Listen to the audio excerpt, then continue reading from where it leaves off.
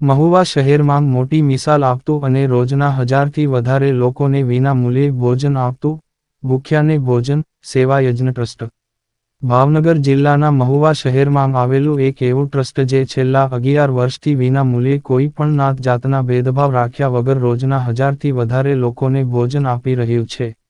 આ ટ્રસ્ટ મહુવા શહેરમાં જ નહીં પરંતુ ઘણા ગામોમાં પણ સેવા આપે છે.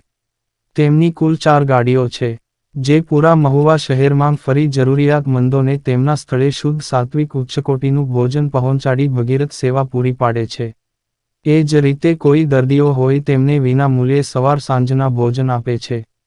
તેમ જ ગાય અને પશુઓ માટે 100 કરતાં પણ વધારે પાણીની ટાંકીઓ બનાવેલી છે, જે પૂરા મહુવા શહેરમાં મૂકવામાં આવેલી છે.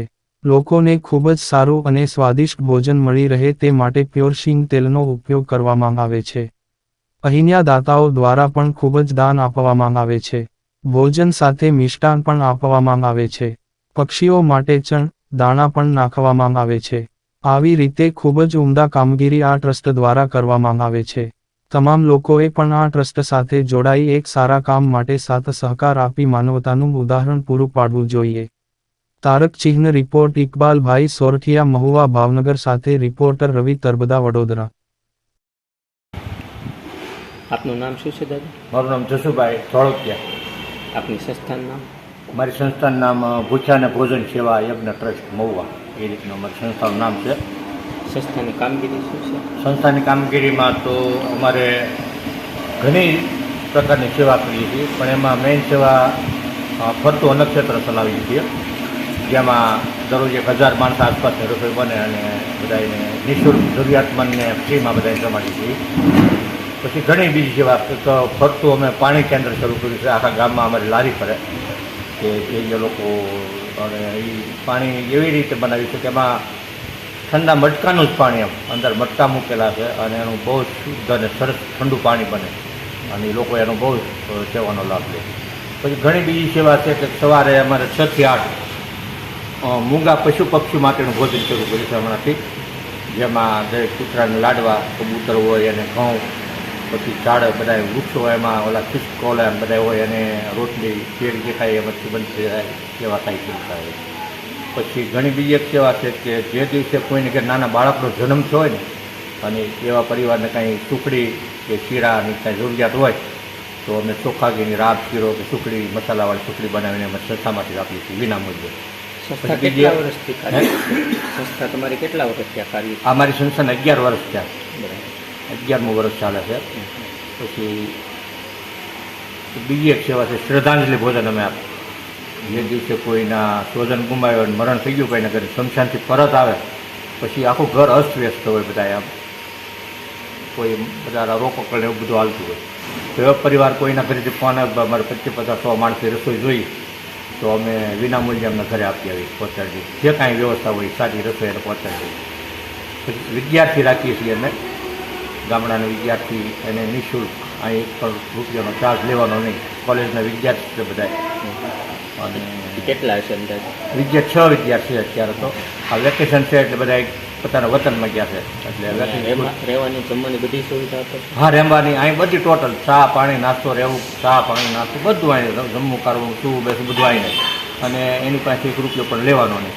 ઉલટાના જરૂરિયાતો હોય તો મહિને 500 રૂપિયા વાપરવા આપવાના અમે સંસ્થા તરફથી. આ દિવાળી પર બધા નીકળી કપડાં બનાવ્યા હતા. સંસ્થાનું તમે એટલો મોટો વેડલિંગ ચલાવી રહ્યા છો તો કઈ રીતે ચાલી રહ્યું છે? અમારે આ સંસ્થા દાતાનો સહયોગ છે આલસભાઈ. મારી એકલાની કાયમ એટલો મોટો હેવી ખર્ચ છે મારી તાકાત નથી, પણ ઈશ્વર બધું ચલાવે છે અને દાતાશ્રીનો અમને મોટો સહકાર છે. પર ડે અંદાજિત ખર્ચો કેટલો હશે? પર ડે અંદાજે લગભગ આમાં એસ્ટિમેટ 25,000 કે 30,000 આસપાસનો ખર્ચ છે પર ડે, પણ આવી રહી છે, ઈશ્વર હલાવે છે. અને બધું વ્યવસ્થિત અમે આજની તારીખમાં સિંગતેલ વાપરીએ, શુદ્ધ સારામાં સારા ઊંચી ક્વોલિટીના ઘઉં લઈએ અને જમવામાં કે બપોરે દાળ ભાત શાક રોટલી હોય, સાંજે થોડીક આઈટમમાં ફેરફાર, સાંજે રોટલી, રોટલા, શાક, ખીચડી અને વ્યવસ્થા હોય તો દર્દી માટે દૂધ પણ આપીએ છીએ. 4નો જેવો સમયમાં હોય. તમે આમાં હોસ્પિટલના દવાખાના? હા, આખા દિવસના 4 વાહન અમારા પડે છે ગામમાં, જેમાં મોટી ગાડી છે એ આખા મહુવામાં ફરે છે દરેક દવાખાના, હોસ્પિટલ, ફૂટપાથ ઉપર જે લોકો જરૂરિયાતમંદ હોય, અંધ, અપંગ, ગાંડા, પાકું જે કોઈ મળે એ બધાને આપે. પછી બંને ટાઈમની એક રિક્ષા અમારી એવી છે કે મોટી ઉંમરના અશક્ત લોકો હોય ને, વૃદ્ધો, એમને ડોર ટુ ડોર ઘરે ઘરે જઈને જમવાનું પહોંચાડી આવે છે. એ લગભગ 65 પરિવાર છે અંદાજે, 65 જણાને બંને ટાઈમ ઘરે ઘરે જમાડી આવે. સિઝનેબલની સેવા છે અમારી. દાખલા તરીકે શિયાળો હોય તો ધાબળાનું વિતરણ, સ્વેટર ગરમ જર્સી સ્વેટરનું વિતરણ, ઉનાળો હમણાં તો ઉનાળામાં અમે ચપ્પલ વિતરણ કર્યા હતા. પછી આ છાશ કેન્દ્ર અમારે અહીંયા બહાર રાખ્યું હતું. અમને અમારી જે ફરતું પાણીનું કેન્દ્ર છે એમાં ક્યારેક ક્યાંક લચ્છી આપતા, પછી લીંબુ પાણી કે શરબત આપતા, એટલે આવા કાળઝાળ ગરમીમાં બધાને રાહત થાય. પછી બીજી ગાયો માટેને આવી ટાંકી બનાવી છે અમે, જે ગાયું કાળઝાળ ગરમીમાં પાણીથી તરફતી હોય તો એવા લગભગ 101 ટાંકી બનાવી અને સમાજની વચ્ચે વેચી બધાને ફ્રીમાં નિઃશુલ્ક આપી છે. અને એ બહુ સારો એનો રિસ્પોન્સ મળ્યો તમને. તમારો કેટલો સ્ટાફ છે? અમારો 15 જણાનો સ્ટાફ છે, બધા પગારદાર છે. પગારદાર તો એ તમારું આગળનું આયોજન શું હજી કાંઈ આમાં આગળનું આયોજન તો આ તો અત્યારે પહેલાં કર્યું એ ઈશ્વર ભરોસે કર્યું, અત્યારે હાલે છે ઈશ્વર ભરોસે હાલે. આગળ જે હલાવશું ઈશ્વર ભરોસે, જેમ ઈશ્વરની ઈચ્છા છે એમ કરતા રહીશું. સેવાનો ભાવ તો અમને ઘણો આગળ વધારવાનો છે, પણ મેં ઈશ્વરની કૃપા થતી જાય આગળ વધારતા જઈશું સેવા, જેવી એની ઈચ્છા છે.